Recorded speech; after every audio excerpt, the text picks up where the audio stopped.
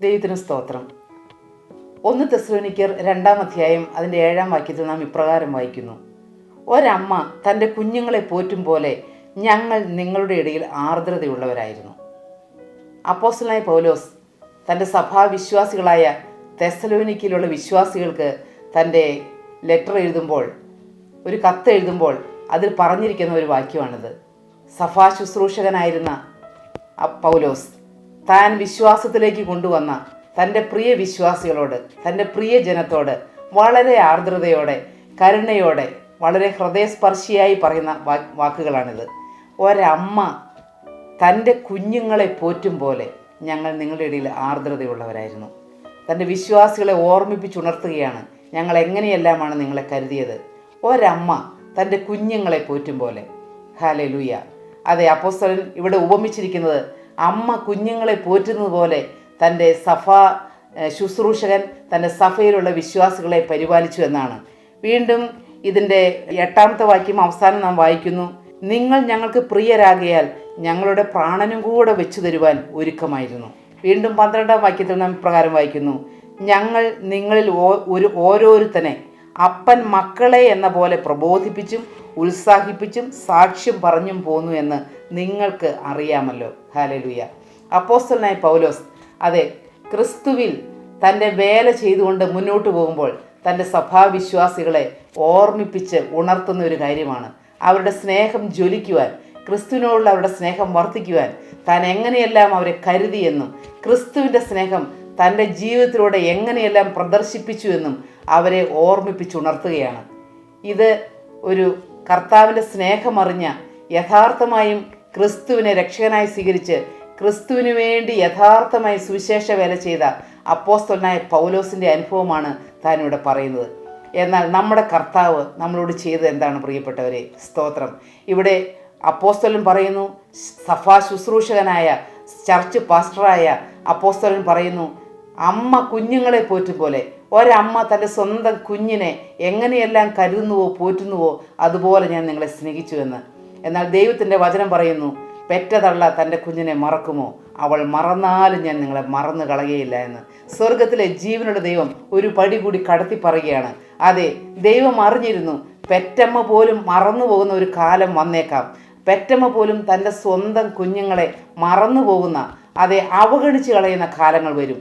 എന്നാൽ അവൾ തൻ്റെ കുഞ്ഞിനെ മറന്നാലും ഞാൻ നിങ്ങളെ മറന്നു കളയുകയില്ല. ദൈവത്തിന് സ്തോത്രം. ഇവിടെ അപ്പോസ്തലൻ പറയുന്നു, ഒരമ്മ തൻ്റെ കുഞ്ഞുങ്ങളെ പോറ്റും പോലെ ഞങ്ങൾ നിങ്ങളുടെ ഇടയിൽ ആർദ്രതയുള്ളവരായിരുന്നു എന്ന്. ഒരമ്മയുടെ ആർദ്രത. സ്വന്തം കുഞ്ഞുങ്ങളെ ഇട്ടിട്ട് പോവുകയോ, സ്വന്തം കുഞ്ഞുങ്ങളെ കൊലയ്ക്ക് കൊടുക്കുകയോ, സ്വന്തം കുഞ്ഞുങ്ങളെ മറന്ന് മറ്റൊരു വ്യക്തിയോടെ ഒളിച്ചോടുകയോ ചെയ്യുന്ന ഹൃദയമില്ലാത്ത അമ്മയുടെ കാര്യമല്ല പറയുന്നത്. ഒരു സാധാരണ അമ്മ, ഒരു സ്നേഹമുള്ള ഒരമ്മ. നാം എല്ലാം ഓർക്കുമ്പോൾ, നമ്മുടെ അമ്മയെക്കുറിച്ച് ഓർക്കുമ്പോൾ, ഒരു സ്നേഹമുള്ള സാധാരണക്കാരിയായ ഒരു ഗ്രാമീണയായ ഒരമ്മ. ഹല്ലേലൂയ. ഞാനിത് പറയുമ്പോൾ എൻ്റെ അമ്മയെക്കുറിച്ച് ഓർക്കുകയാണ്. ഞങ്ങൾ 4 മക്കളായിരുന്നു. മൂത്ത മകളായിരുന്നു ഞാൻ. എന്നാൽ എൻ്റെ അപ്പച്ചൻ എൻ്റെ ചെറുപ്പത്തിലെ വളരെ മദ്യപാനിയായ ഒരു വ്യക്തിയായിരുന്നു. അന്ന് ഞങ്ങളുടെ അമ്മച്ചി ഞങ്ങൾ 4 മക്കളെ പുലർത്തുവാൻ വേണ്ടി ഒരുപാട് കഷ്ടപ്പെട്ട് ഞാൻ ഓർക്കുന്നുണ്ട്. കൂലിപ്പണിക്ക് പോവുകയും, ഞങ്ങളുടെ വീട് ഒരു ഗ്രാമപ്രദേശത്തിലായിരുന്നു.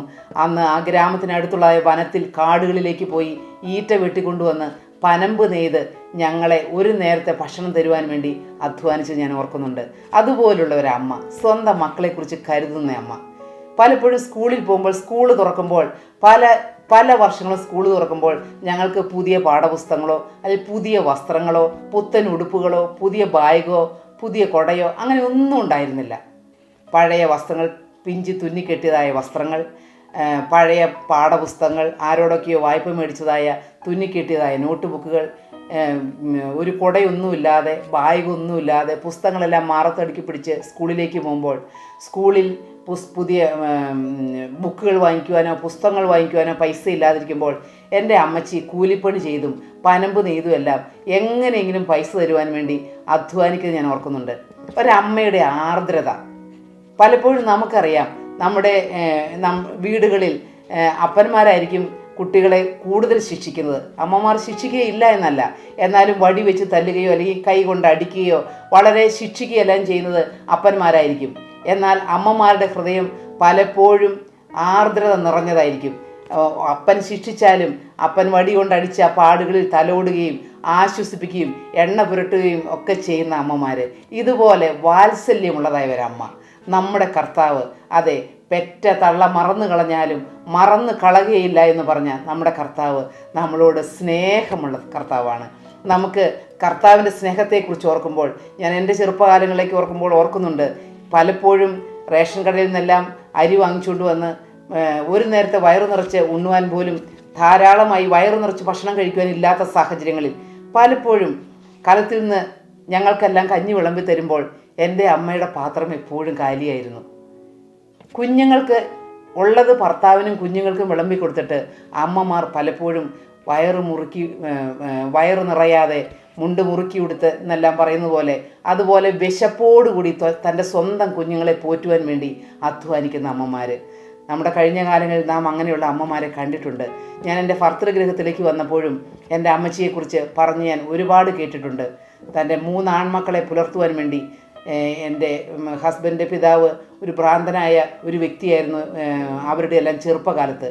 എന്നാൽ ആ കാലങ്ങളിൽ തൻ്റെ കുഞ്ഞുങ്ങൾക്ക് ഒരു നേരത്തെ വിശപ്പടക്കുവാൻ വേണ്ടി കൂലിപ്പണിയെടുക്കുന്നതായ വീട്ടിൽ പാത്രം കഴുകാൻ നിന്നിട്ട് അവിടെ നിന്ന് കൊണ്ടുവരുന്നതായ ചോറും കറികളും അവിടെ കൂലിപ്പണിയെടുത്ത് അവിടുത്തെ പാത്രം കഴുകി കൊടുത്താൽ, അവിടുത്തെ മിറ്റം അടിച്ചു കൊടുത്താൽ ആ വീട്ടിലുള്ളവർ കൊടുത്തയക്കുന്നതായ ആ ചോറും കറികളും എല്ലാം കൊണ്ടുവന്ന് തൻ്റെ കുഞ്ഞുങ്ങൾക്ക് കൊടുക്കുന്നതായ ഒരമ്മ, സ്നേഹമുള്ള ഒരമ്മ, തൻ്റെ മക്കളെക്കുറിച്ച് ആർദ്രതയുള്ള ഒരമ്മ.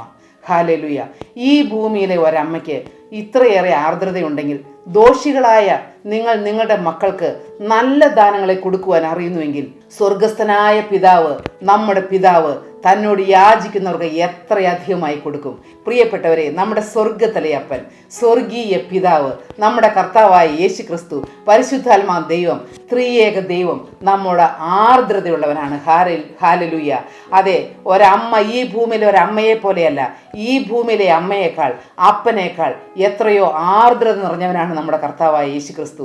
നമ്മുടെ സ്വർഗീയ പിതാവ്, നമ്മുടെ സ്വർഗീയ പിതാവ്, സൽഗുണ സമ്പൂർണനായ പിതാവ്, നമ്മുടെ ജീവിതത്തിൽ, നമ്മുടെ ക്ലേശങ്ങളിൽ, നമ്മുടെ പ്രയാസങ്ങളിൽ, നമ്മുടെ പ്രതികൂലങ്ങളിൽ കണ്ണ് കാണാത്ത, കണ്ണ് മറച്ചു കളയുന്ന ഒരു ദൈവമല്ല, ആർദ്രതയുള്ളൊരു ദൈവം. ഹൃദയത്തിൽ ആർദ്രത തിങ്ങുന്ന, നാം സങ്കടപ്പെടുമ്പോൾ, നാം കരയുമ്പോൾ, നമ്മുടെ ഹൃദയം വാടുമ്പോൾ, നമ്മുടെ കണ്ണിൽ കൂടി കണ്ണുനീര് ഒഴുകുമ്പോൾ, നമ്മുടെ ഹൃദയം വേദന കൊണ്ട് മുറിയുമ്പോൾ, മുറിവേറ്റ് പിടയുമ്പോൾ അതെല്ലാം കണ്ട് നോക്കി നിൽക്കുന്ന ഒരു ദൈവമല്ല.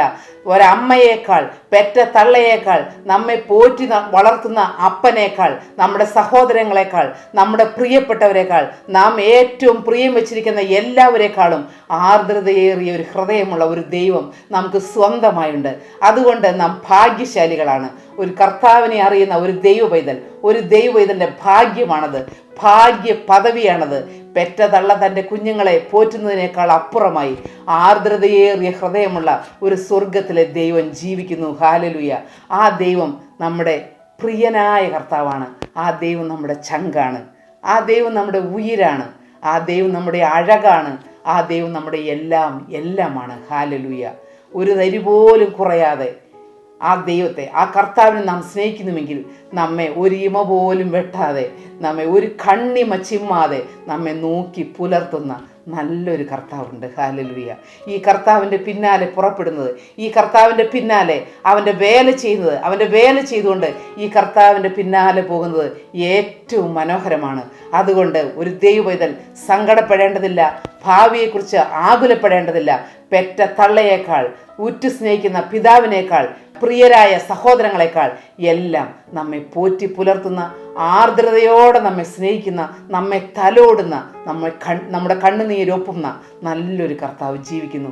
ഈ നല്ല കർത്താവിൻ്റെ അരികിലേക്ക് നമുക്ക് കടന്നു വരാം. നല്ല കർത്താവിൻ്റെ കരങ്ങളിലേക്ക് നമ്മുടെ ജീവിതം വീണ്ടും ഏൽപ്പിക്കാം.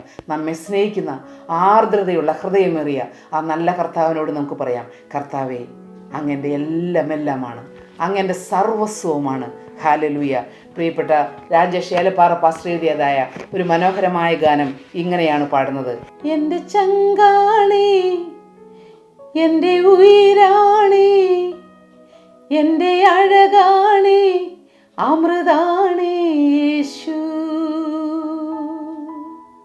എൻ്റെ ചങ്കാണേ, എൻ്റെ ഉയിരാണേ, എൻ്റെ അഴകാണേ അമൃതാണേ യേശു. ഒരു ഇമ പോലും അടയാതെ എന്നെ നോക്കിയിടുന്ന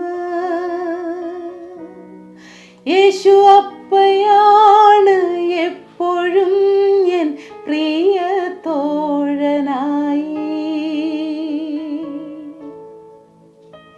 ഒരു ഇമ പോലും അടയാതെ എന്നെ നോക്കിയിടുന്ന യേശു അപ്പയാണ് എപ്പോഴും എൻ പ്രിയ തോഴനായി. എൻ്റെ ചങ്കാണേ, എൻ്റെ ഉയിരാണേ, എൻ്റെ അഴകാണേ അമൃതാണേ യേശു. അത് യേശു എൻ്റെ എല്ലാമാണ്, എൻ്റെ ചങ്കാണ്, എൻ്റെ ഹൃദയമാണ്, എൻ്റെ എല്ലാമാണ്, എൻ്റെ ഉയിരിൻ്റെ ഉയിരാണ്, എൻ്റെ ജീവൻ്റെ ജീവനാണ്, എൻ്റെ പ്രാണൻ്റെ പ്രാണനാണ്. ഹല്ലേലൂയ. ഈ കർത്താവിനെ നമുക്ക് സ്നേഹിക്കാം. നമ്മുടെ ജീവിതം എന്നേക്കുമായി നല്ല കർത്താവിൻ്റെ കരങ്ങളിലേക്ക് ഏൽപ്പിച്ചു കൊടുക്കാം. കർത്താവ് നിങ്ങളെല്ലാവരെയും അനുഗ്രഹിക്കട്ടെ. കർത്താവിൻ്റെ പാതയിൽ മുന്നേറുവാൻ കർത്താവിൻ്റെ അമിത ബലത്താലും ആ ശാശ്വതമായ സ്നേഹത്താലും നിറയ്ക്കട്ടെ. ദൈവത്തിരുനാമം മാത്രം മഹത്വപ്പെടുവാനിടയാകട്ടെ.